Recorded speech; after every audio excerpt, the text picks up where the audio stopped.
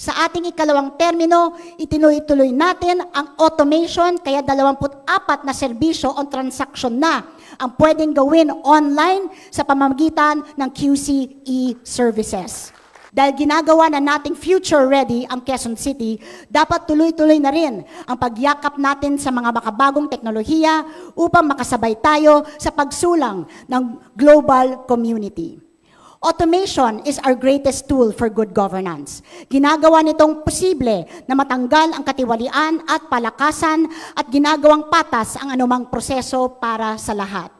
This also allows for the fast, accurate, and timely entry of and access to data. Kapag may tamang datos, tama rin ang ating mga magiging programa at walang masasayang na pondo.